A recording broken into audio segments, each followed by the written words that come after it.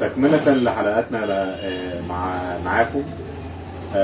يعني النهارده هنتكلم في حاجة كمان زيادة، نتمنى انها تعجبكم. كنا طلبنا منكم قبل كده في التعليقات تكتبوا المواضيع اللي حابين ان احنا ندردش فيها مع بعض. هي في الاول وفي الاخر دردشه اصحاب مع الاستاذ مصطفى مدني، ويا ترى هتكلمنا في ايه النهارده؟ والله انا عجبني الفيديوهات اللي انتم بتنزلوها دي، فانا حبيت ان انا اشترك معاكم في الموضوع ده. ده شرف لينا. ربنا يخليك.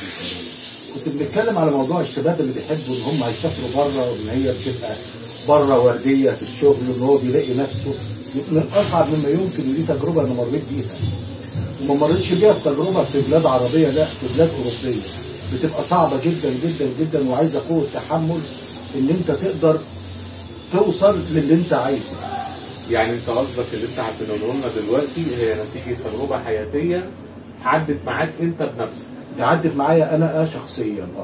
يعني كنت رايح مثلا في ايطاليا، لا معايا لغه، وكان الانجليزي بتاعي يا دوب حبه حبه، وما معيش فلوس.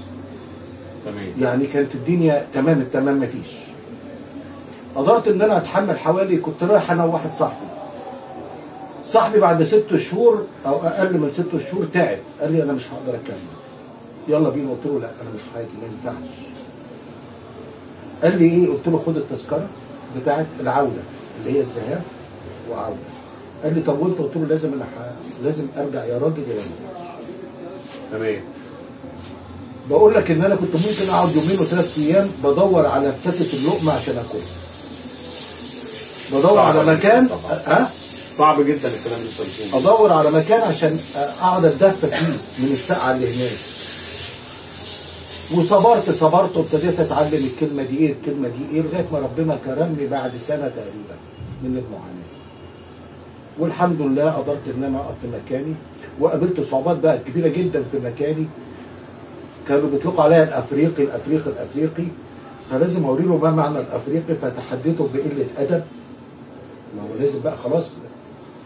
وبعد كده الناس بقوا يطيبوا خاطري، بقيت حطيت رجلي تمام، وقلت له لو انت يلا بينا بكره نسافروا المانيا للشيف الكبير بتاعي، وتاني يوم انا هشتغل وانت مش هتشتغل، لا معايا لغه الماني ولا حاجه، واتحداك. قال لي المصريين كده؟ قلت له فعلا المصريين في اي مكان بيشرفوا، بس لازم ان انت تصبر.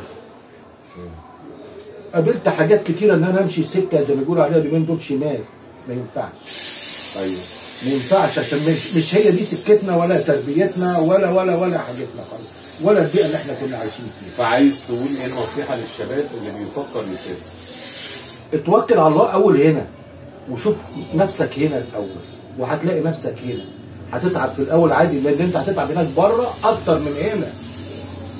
هتتعب بره اكتر من هنا، بس يمكن هياخد اكتر، يعني يمكن بس هتدفع ضريبه اكتر برضه، ضريبتها هتبقى اكتر. الضريبه دي اللي هي الفلوس اللي بتدفعها في الضرايب، ولا لا حاجه ثانيه؟ لا، دي حاجات ثانيه. حاجات ان انت تلاقي الدفى بتاعنا، حاجات ان انت تلاقي اللمه بتاعتنا، الريحه الحلوه، الكلمه الطيبه. يعني انا يعني الصحاب، يعني انا راجل وانا ماشي اغمى عليا وقعدت ارجع، كان عندي زايده، بقت الناس خايفه مني وتنفرني. في ايطاليا؟ في ايطاليا. طب جرب هنا، عدي كده هتلاقي يجي لك 100 كوبايه ميه و100 كرسي ويطبطب ويشتم وشه. طب شوفوا جيب له شويه عصير، جيب له. هي دي الحاجات، هي دي الحاجات. وباذنك يا رب في حلقات ثانيه هنقول في عندي كتير. تمام.